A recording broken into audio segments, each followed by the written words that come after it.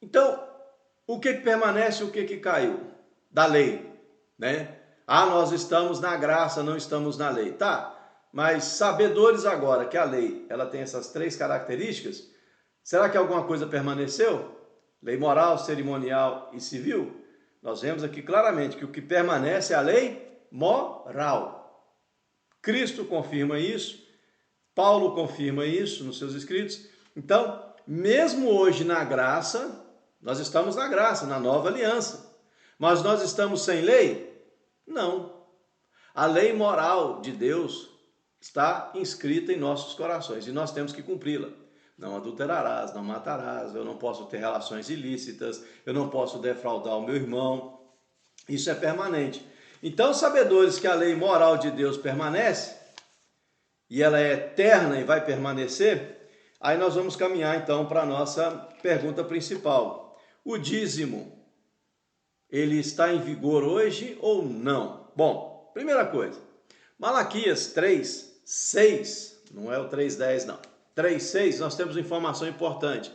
Lá Deus fala assim, porque eu, o Senhor, não mudo. Guarde isso. Deus é imutável. Deus não muda. A Bíblia é clara quando nos apresenta essa condição de Deus. Deus ele é imutável. E sabendo que Deus é imutável, você há de concordar comigo que aquilo que ele considerava pecado no passado, ele considera pecado hoje e será pecado amanhã. A eternidade será pecado. Rebelião contra Deus é pecado. Adultério é pecado. Matar é pecado. Cobiçar é pecado. Então, todos esses princípios morais de Deus permanecem. E Deus fala, eu não mudo. Eu não sou homem nem filho do homem para que minta, para que mude. Né? Tá lá em Números 23:19. Então, Deus deixa claro que ele não muda. Né? E aí, interessante que quando a gente vai olhar para a lei moral de Deus, lá em Êxodo 20, no versículo 15, Deus deixa claro lá um mandamento. Ele diz assim, não furtarás, certo? Então você entende que essa parte aí é da lei moral? Tá tranquilo? Então não furtarás. Então Deus considerava o furto pecado no passado e deu essa determinação para o povo de Israel, como o adultério, como outros princípios da lei moral. Mas aí ele deixa claro, não furtarás. Isso é pecado. Está valendo hoje? Está valendo hoje. Eu posso furtar? Não. Eu posso ir lá e furtar a caneta do coleguinha, o celular do coleguinha? Não posso, porque é pecado. Eu não posso fazer isso. Porque fere a lei moral de Deus. Então, se Deus coloca lá que o furto é pecado, aí a gente vai caminhar para Malaquias 3:8. Quando Deus faz uma pergunta ao povo, furtará, roubará o homem a Deus? Vós me roubais, vós a nação toda, nos dízimos, e dizeis em que te roubamos? Nos dízimos e nas ofertas. Então, eu tenho que ser coerente. Se eu não posso furtar, se eu não posso roubar o celular do coleguinha, porque isso é pecado, o próprio Senhor está dizendo que quando eu não dizimo, eu estou o quê? Roubando. E de quem? Do coleguinha? Não, de Deus.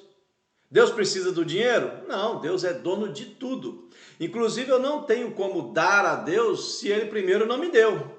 É Ele quem me dá. Ele me dá a saúde, Ele me dá a vida, Ele me dá o trabalho, Ele me dá o sustento. E aí, como forma de gratidão, o que eu faço? Eu cumpro o mandamento de Deus. Eu devolvo, eu sou fiel. Para quê? Para que a obra dele seja mantida. Para que haja mantimento em minha casa. Essa é a finalidade principal do dízimo. Mas aí eu sei que o pessoal que é contra, eles vão levantar a seguinte argumentação. Não, mas o dízimo ele era algo rural e lá em Números está prescrito lá, Números 18, que ele foi instituído para que o homem, para que a nação sustentasse os levitas, os sacerdotes e tudo mais. Então, ele não tem valor hoje, porque a finalidade dele era sustentar os levitas. Tá, vamos ampliar o texto, certo? sustentar os levitas. Quando eu digo lá no texto que sustentavam os levitas e os sacerdotes, eu posso entender que isso aí se refere ao sustento da obra, porque os levitas não tinham herança, certo? A tribo de Levi não tinha herança. Dentro da tribo de Levi nós tínhamos a família de Coém, né? Que são os sacerdotes, que também não tinham herança. E eles, como mandamento perpétuo, eles seriam sustentados pelo povo, porque eles serviam a Deus. Então, quando Deus institui o dízimo para sustento dos levitas, daqueles que viviam para servir a Deus, eu entendo que era um serviço da obra, certo? Eles estão servindo, eles estão a serviço de Deus na obra, então eles estão servindo a obra. Mas, independente disso, quando Deus institui isso aí, nós vamos verificar que antes mesmo de Moisés registrar isso, essa determinação lá em Números, nós vamos ver que Abrão, lá em Gênesis 14, 20, ele já tinha dizimado. Então ele dizima Melquisedeque. Por quê? Porque ele reconhece Melquisedeque como sacerdote do Deus Altíssimo. Então repare que não tinha lei, era Abraão. Abraão não, era Abrão. Gênesis 14, 20, é antes da lei. Então Abrão já tinha essa consciência de que ele deveria, como servo de Deus, ele enxergou em Melquisedeque alguém que servia, um sacerdote do Senhor. Então o que ele faz? Ele deu o dízimo como forma de contribuir para o trabalho de Melquisedeque como sacerdote. Então o dízimo ele não foi instituído por Moisés lá em Números 18 para sustentar os levitas apenas. Não, agora estão regulamentando aquilo que o próprio Abrão fez lá atrás. Certo? Então, nós temos que entender isso aí. E outra coisa,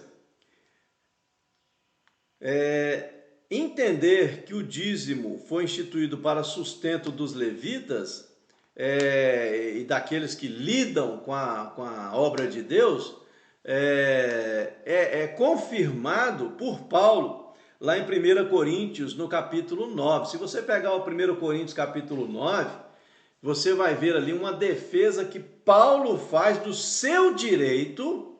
Veja bem, Paulo ali em 1 Coríntios capítulo 9, ele faz uma defesa do seu direito de ser sustentado pela igreja, por conta do ministério que ele exercia sobre a igreja. Então ele fala assim, olha, eu sei que é meu direito, como pastor de vocês, como ministro sobre vocês, de ser sustentado por vocês.